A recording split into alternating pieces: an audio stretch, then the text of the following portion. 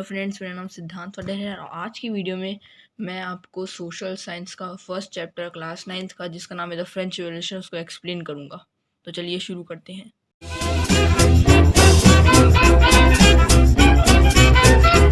1774 में लुई 16, जो कि 20 साल के हैं, जो बर्बन फैमिली को बिलोंग करते हैं, वो फ्रांस के राजा बने।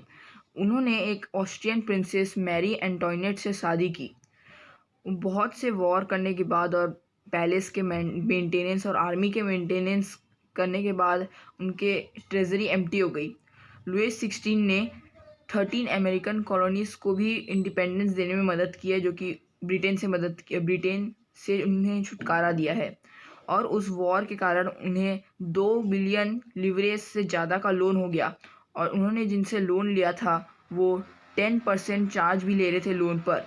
और उन सब का खर्चा निकालने के लिए, जैसे कि आर्मी को मेंटेन करना और पैलेस का मेंटेनेंस करने के लिए, उन्होंने टैक्स बढ़ा दिया। और यह सफिशिएंट नहीं था, क्योंकि वो सिर्फ थर्ड एस्टेट से ही टैक्स लेते थे। जैसे ही हमारे इंडिया में कास्ट सिस्टम रहता था, वैसे ही फ्रेंच रिवॉल्यूशन में 3 एस्टेट्स होते थे। फर्स्ट एस्टेट, सेकेंड एस्टेट और थर्ड एस्टेट। फर्स्ट एस्टेट में क्लर्जी आते थे। क्लर्जी ऐसे थे जो चर्च में बैठते थे और वो बचपन से ही सारे एडवांटेजेस का फ़ायदा उठाते थे और उन्हें टैक्स भी नहीं देना पड़ता था। वो लोगों से टैक्स लेते थे जिसका नाम था टिथ, और उस टैक्स में वो उनके एग्रीकल्चरल प्रोड्यूस का 1/10 पार्ट लेते थे। अब सेकेंड एस्टेट है द नोबिलिटी। नोबिलिटी में रिच लोग रहते थे और लैंड ओनर्स रहते थे, बहुत बड़े बड़े लैंड ओनर्स रहते थे। वो भी बचपन से ही एडवांटेजेस का फ़ायदा उठाते थे और उन्हें भी टैक्स देना नहीं पड़ता था। और वो फ्यूडल प्रिविलेजेस का भी लुत्फ़ उठाते थे, जो कि वो पीजेंट से लेते थे। अब तीसरा है थर्ड एस्टेट। इस एस्टेट में पूरे 90% पॉपुलेशन, फ्रांस की पूरी 90% पॉपुलेशंस थी, जैसे कि businessman's, merchants, court officials, lawyers, peasants, artisans, landless labours etcetera. उनके पास कोई प्रिविलेजेस नहीं थी। उनको डायरेक्ट टैक्स देना पड़ता था, जिसका नाम था टैले, जो कि उनको स्टेट को देना पड़ता था। और बहुत सारे इनडायरेक्ट टैक्सेस देने पड़ते थे, जो कि आर्टिकल्स और जैसे कि वो लोग सामान खरीदते थे, जो कि उसमें लगते थे। अब 1715 से 1789 तक फ्रांस की पॉपुलेशन बहुत ही ज़्यादा बढ़ गई थी, जो कि 23 मिलियन से 28 मिलियन पहुंच चुकी थी। और वहां पर फूड ग्रेन्स की डिमांड भी बहुत ज़्यादा बढ़ गई थी। और फ्रांस में उतनी खेती नहीं होती थी कि वो फूड ग्रेन्स उतने सबको पूरे हो जाए। लेकिन वहाँ के वर्कर्स को बहुत ही कम सैलरी मिलती थी और वो भी ये ग्रेन्स खरीद नहीं पाते थे। सिचुएशन और भी ज़्यादा वर्स हो गई जब वेदर कंडीशन इतनी ख़राब आई कि पूरी हार्वेस्ट ख़राब हो गई। और यही सब्सिस्टेंस क्राइसिस को क्रिएट की। अब सब्सिस्टेंस क्राइसिस एक एक्सट्रीम सिचुएशन है जहाँ पर हम लोगों को लाइवलीहुड का बेसिक मीन्स, जैसे कि खाना पानी, वो हम लोग को नहीं मिल पाता है। Emergence of middle class. 18th century में एक नया सोशल ग्रुप निकला था जिसको मिडिल क्लास के नाम से जाना जाता था। वो रिच थे और वो गुड्स मैन्युफैक्चर कर करके वो बहुत रिच हो गए थे। वो लोग लॉयर्स और एडमिनिस्ट्रेटिव ऑफिसर्स थे जो कि एजुकेटेड थे। वो यह बिलीव करते थे कि कोई भी इंसान बचपन से ही प्रिविलेज नहीं हो सकता था, यानी उनको बचपन से ही एडवांटेजेस नहीं मिल सकते थे। फिलोसफर्स जैसे कि John Locke, Jean Jacques Rousseau and Montesquieu ने कंसाइडर किया कि इन्हीं लोग रिवॉल्यूशन के लिए रिस्पॉन्सिबल होंगे, क्योंकि उन्होंने ideas of freedom, equal loss और अपॉर्चुनिटीज़ फॉर ऑल के आइडियाज़ को स्प्रेड किया था। फिलोसफर्स ने बहुत से फिलोसफर्स ने बुक्स लिखी, जैसे कि जॉन लॉक ने टू ट्रीटिसेस ऑफ गवर्नमेंट, रोसे ने द सोशल कॉन्ट्रैक्ट और मॉन्टेस्क्यू ने द स्पिरिट ऑफ लॉ। यह सब पूरे फ्रांस के बारे में बताती थी और यह आइडियाज़ पूरे फ्रांस में स्प्रेड हो गए बुक्स और न्यूज़पेपर्स के थ्रू। फिर एक न्यूज़ निकली कि लुई 16 टैक्सेस बढ़ाने की सोच रहे हैं, क्योंकि वो अपने एक्सपेंसेस को मीट नहीं कर पा रहे हैं। तो इससे लोगों के ऊपर गुस्सा बहुत ज़्यादा ही भड़क गया। फिर 5 मई 1789 को लुई 16 ने एक असेंबली बुलवाई एस्टेट्स जनरल की, क्योंकि उन्हें नए टैक्सेस के लॉ को पास करवाना था। फर्स्ट और सेकंड एस्टेट ने अपने 300 रिप्रेजेंटेटिव्स ईच भेजे और थर्ड एस्टेट ने 600 रिप्रेजेंटेटिव्स भेजे, और the first and second estate दोनों एक दूसरे को फेस करते हुए बैठे थे। और थर्ड एस्टेट को, क्योंकि वो ज़्यादा एजुकेटेड थे और प्रॉस्पर थे, लेकिन उन्हें डिस्क्रिमिनेशन के कारण उन्हें पीछे खड़ा होना पड़ा। पीजेंट्स, आर्टिशंस और वुमेन्स को असेंबली में आने की एंट्री नहीं थी, लेकिन वो अपने डिमांड्स अपने रिप्रेजेंटेटिव्स के थ्रू भेज सकते थे।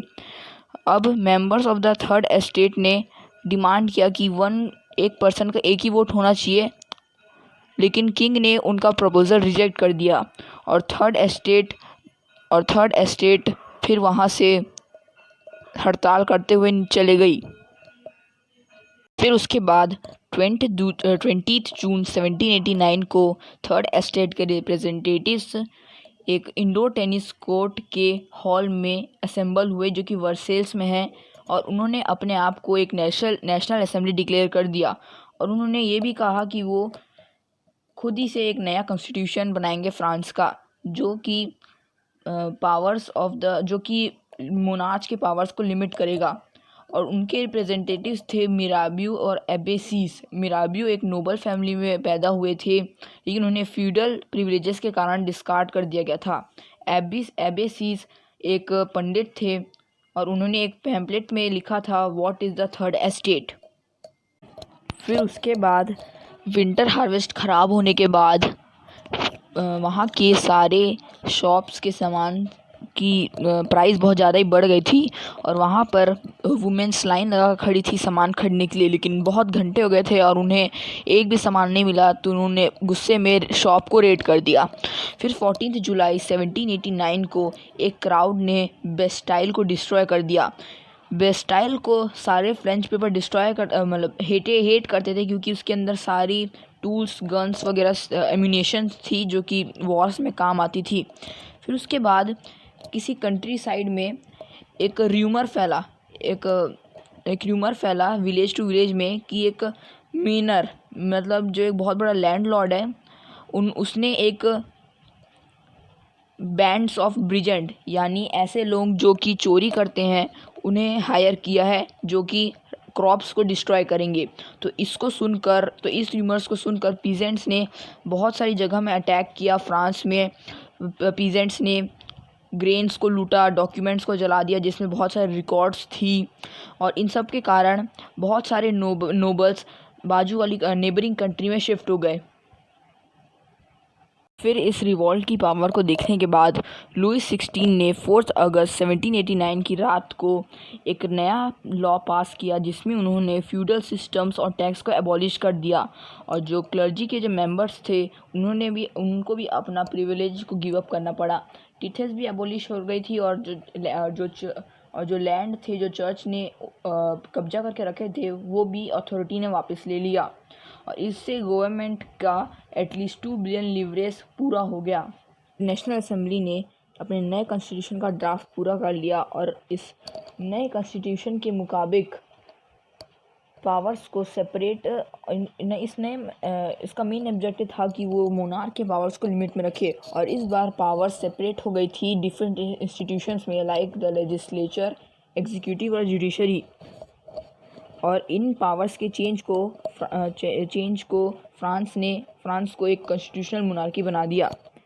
अब नेशनल असेंबली ने बहुत से लॉज बनाए थे, और इस कॉन्स्टिट्यूशन के मुताबिक इन कॉन्स्टिट्यूशन के मुताबिक वोटिंग में मेन जो कि 25 ईयर्स के अबव एज के थे और जो कि अपने 3 दिन के लेबरस वेज के बराबर टैक्स पे करते थे, उन्हें एक्टिव सिटीज़न का दर्जा दिया गया था। और एक्टिव सिटीजन्स वो होते हैं जिन्हें राइट टू वोट रहता है, और जो remaining man and all women थे उन्हें पैसिव सिटीजन्स कहा गया था। फिर constitution began with a declaration of the rights of man and citizen, और फिर कॉन्स्टिट्यूशन ने नए नए राइट्स बनाए मैन्स एंड सिटीजन्स के लिए, जैसे कि right to life, freedom of speech, freedom of opinion and equality before law. और ये उनकी नेचुरल राइट्स थी, और ये स्टेट की ड्यूटी थी कि वो इन लॉस को प्रोटेक्ट कर रखे। फिर फ्रांस की नेबरिंग कंट्रीज़ के जो रूलर्स थे वो वरीड थे कि फ्रांस की डेवलपमेंट के बारे में बहुत ही वरीड थे। उन्होंने प्लान भी बना रखा था कि वो वहाँ पर तबाही मचा देंगे जहाँ पर ये सब हो रहा है, जहाँ पे 1789 में। लेकिन ये जब होता तो ये होने ही वाला था, लेकिन नेशनल असेंबली ने डिक्लेयर कर दिया कि प्रूशिया और ऑस्ट्रिया के बीच में वॉर होगा अप्रैल 1792 में, और थाउजेंड्स ऑफ वॉलंटियर्स ने आर्मी को ज्वाइन किया। और उन्होंने अपना पेट्रोटिक सॉन्ग भी गाया जिसका नाम था मर्सिलिस, जो कि poet Roger D L Aizawl ने कंपोज किया था, और यह बाद में फ्रांस का नेशनल एंथम बन गया। ये पहली बार गाया गया था मर्सिलिस में वॉलंटियर्स के द्वारा, जो कि पेरिस में मार्च हो रहे थे। जबकि मैन फाइटिंग में बिजी थे, वुमेन्स को अपने घर चलाने के लिए लिविंग के लिए अर्न करना पड़ता था और अपनी फैमिलीज़ को भी देखना पड़ता था। तब के ज़माने में पीपल गवर्नमेंट पॉलिसीज़ को डिस्कस करते रहते थे और अपने खुद की पॉलिटिकल क्लब्स बनाते थे, और उसमें सबसे सक्सेसफुल क्लब था जैकोबिन्स क्लब, जिसका नाम सेंट जैकोब के ऊपर रखा गया, जो कि पेरिस में है। जैकोबिन क्लब्स के member mainly less proper sections, society के लेस प्रॉपर सेक्शन को बिलोंग करते थे, जिसमें shopkeepers, artisans, cook, shoe makers, watch makers, printers, servants and daily veg workers थे। और उनके लीडर थे मैक्सिमिलियन रॉबेस्पियर। उनका पहनावा बहुत ही अलग रहता था, जैसे कि लॉन्ग स्ट्रिप्ड ट्राउज़र्स, वो सिमिलर थे जैसे कि डॉक वर्कर्स पहनते थे, वो उसी के जैसे थे। ये सिंबलाइज़ करता था कि ये पावर के एंड को सिंबलाइज़ करता था, और उन्हें सैन कलर्स कहा जाता था। उनका मीनिंग जो कि नी ब्रीचेस के बिना रहते हैं। सैन कलर्स मैन एक रेड कैप पहनते थे जो कि लिबर्टी को सिंबलाइज़ करता था। फिर 10 अगस्त 1792 को जैकोबिन्स ने पैलेस ऑफ ट्यूइलरीज में अटैक कर दिया, जिसमें बहुत सारे पेरिशियंस मौजूद थे। उन्होंने किंग्स के गार्ड्स को मार दिया और किंग को उन्होंने बंदी बना लिया। फिर बाद में असेंबली ने उन्हें किंग को छोड़ने को कहा, और फिर वापस से नए रूल के हिसाब से इलेक्शंस हुए अगस्त 1917 में, और सारे man above 21 years of age को वोट करने को अलाउ था। फिर उसके बाद एक न्यूली इलेक्टेड असेंबली जिसका नाम कन्वेंशन था, उसने मोनार्की को एबॉलिश कर दिया। फिर उसके बाद 21 सितंबर 1792 को 21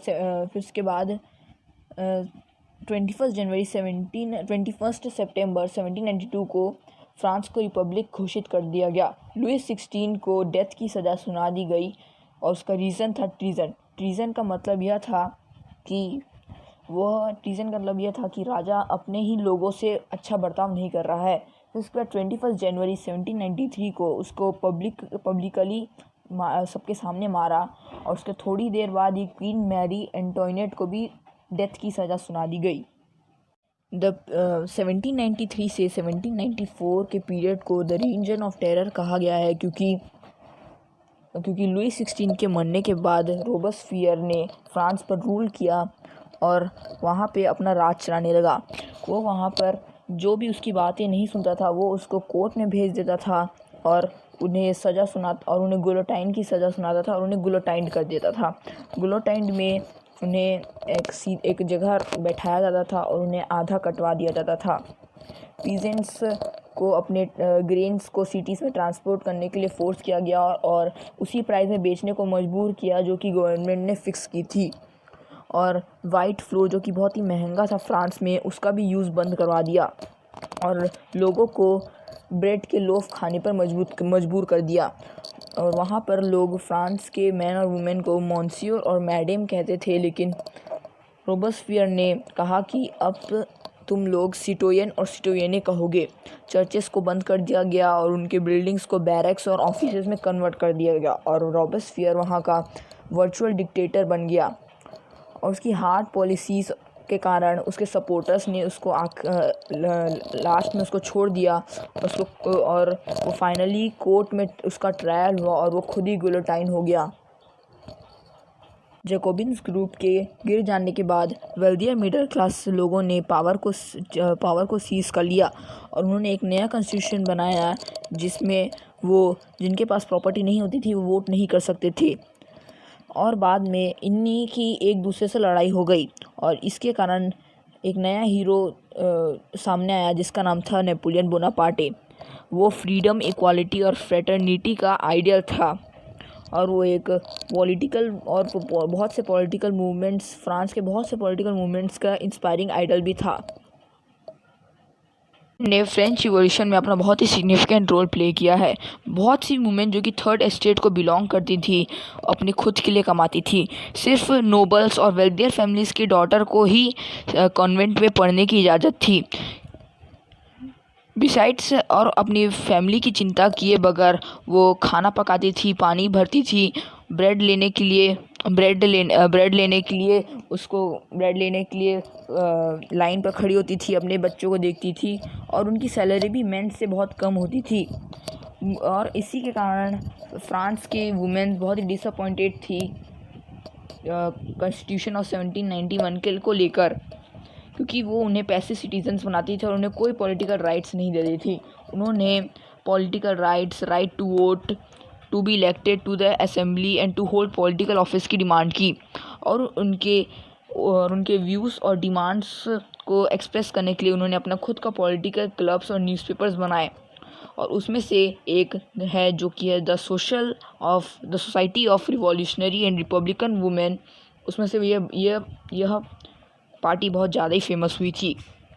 फिर उसके बाद नए लॉज पास हुए जिसमें वुमेन्स को एजुकेशन गेन करने की इजाज़त भी मिली और उन्हें एजुकेशन कंपलसरी हो गया था और उन्हें मैरिज के लिए भी आगे से फोर्स नहीं किया गया और वो अपनी मर्जी से मैरिज कर सकती थी। डिवोर्स दोनों के लिए लीगल कर दिया गया था और मैरिज एक नया सोशल कॉन्ट्रैक्ट बन गया था। वुमेन अब जॉब्स के लिए ट्रेन कर सकती थी, आर्टिशंस बन सकती थी और स्मॉल बिजनेस चला सकती थी। जब रीजन ऑफ टेरर चल रहा था तो गवर्नमेंट ने वुमेन्स के क्लब्स को बैन कर दिया और उन्हें बंद कर दिया। बहुत सी वुमेन्स अरेस्ट भी हुई और उन्हें एग्जीक्यूट भी कर दिया। वुमेन्स ने वोटिंग और इक्वल पॉलिटिकल राइट्स के लिए बहुत ही स्ट्रगल किया और उन्होंने एक नया मूवमेंट भी बना लिया, international suffrage movement, late 19th और अर्ली 20th सेंचुरी में। फाइनली उन्हें 1946 में फ्रेंच वुमेन को वोटिंग करने की इजाज़त मिल गई। फिर जब जैकोबिन्स गवर्नमेंट थी तो उनका सबसे ग्रेटेस्ट सोशल रिफॉर्म था स्लेवरी को अबलिश करना। फ्रेंच कॉलोनीज जैसे कि जो कि कैरिबन में थी, जैसे कि मार्टिनिक्यू, गैडेलोप और सेंट डोमिंगो, जो कि इम्पोर्टेंट सप्लायर्स थे टैबैको, इंडिगो और शुगर और कॉफ़ी के। और फ्रेंच कॉलोनीज़ को वर्कर्स की ज़रूरत थी उनके प्लांटेशंस के लिए और यूरोपियंस को उनको वर्क करने की, और यूरोपियंस अपने लेबर्स नहीं भेजना चाहते थे। इसलिए उन्होंने थ्री वे ट्रेड को स्टार्ट किया जो कि यूरोप, अफ्रीका और अमेरिका बीच में था 17th सेंचुरी में, और इसको ट्रायंगुलर स्लेव ट्रेड कहा गया था। फ्रेंच मर्चेंट्स बोर्डेक्स और नैंटेस की पोस्ट में, जो कि अफ्रीकन कोस्ट है, वहाँ से स्लेव्स लाते थे और 18th सेंचुरी में और उन्हें अमेरिका में प्लांटेशन ओनर्स को बेच देते थे और उनसे पैसे कमाते थे। फिर बहुत सारे डिबेट्स के बाद नेशनल कन्वेंशन ने एक लॉ पास किया 1794 में और उसमें डिक्लेयर हुआ कि स्लेवरी इलीगल है और उन्होंने सारे स्लेव्स को छुड़वा दिया। फिर आफ्टर 10 years नेपोलियन ने वापस से स्लेवरी को रीइंट्रोड्यूस कर लिया क्योंकि उन्हें प्लांटेशन ओनर्स को उनकी ज़रूरत थी और उन स्लेव्स को अफ्रीकन निग्रोस कहा गया था। फिर फाइनली स्लेवरी 1848 में अबॉलिश हुई। फिर 1789 के बाद फ्रांस में बहुत से चेंजेस हुए। एक नया इम्पॉर्टेंट लॉ था जो कि बेस्टाइल को तोड़ने के बाद हुआ, वो था abolition of censorship. According to censorship सारे रिटर्न मटेरियल्स, कल्चरल एक्टिविटीज़ को पब्लिश किया जा सकता था, उसके अप्रूव्ड होने के बाद पब्लिश किया जा सकता था। एबॉलिशन ऑफ सेंसरशिप के बाद rights of man and citizen, freedom of speech and expression उन लोगों के नेचुरल राइट बन गए, जिससे न्यूज़पेपर्स, पैम्पलेट्स, बुक्स और प्रिंटेड पिक्चर्स का बहुत ज़्यादा ही ग्रोथ होने लगा। 1804 में नेपोलियन बोनापार्टे, जो कि फेमस फ्रेंच जनरल थे, अब उन्होंने अपने आप को फ्रांस का राजा बना लिया। उन्होंने नेबरिंग यूरोपियन कंट्रीज़ को कॉन्क्यर कर लिया था और वो अपने आप को एक मॉडर्नाइज़र के रूप में देखते थे। उन्होंने बहुत से लॉ बनाए, जैसे कि protection of private property and uniform system of weights and measures provided by the decimal system. बहुत से लोगों ने नेपोलियन को एक लिबरेटर के तौर पे देखा, जो कि पीपल के बीच में फ्रीडम लाएगा, लेकिन जल्द ही उसकी आर्मी ने बहुत ही गंदा बर्ताव करने लगे लोगों से, और फाइनली नेपोलियन वाटरलू के वॉर में डिफीट हो गया, जो कि 1815 में हुई थी। उसके हार जाने के बाद भी नेपोलियन के लिबर्टी के आइडियाज़ और मॉडर्न लॉस बहुत ही कंटिन्यू रहे, और इसके कारण उसके आइडियाज़ के कारण फ्यूडल सिस्टम अबॉलिश हुआ और सारे कॉलोनाइज्ड नेशन को फ्रीडम मिला। टीपू सुल्तान और राजा राम मोहन रॉय जैसे इंडियंस भी उनसे इंस्पायर हुए और फ्रेंच रिवॉल्यूशन को से इंस्पायर हुए और उन्हें अपना लिया।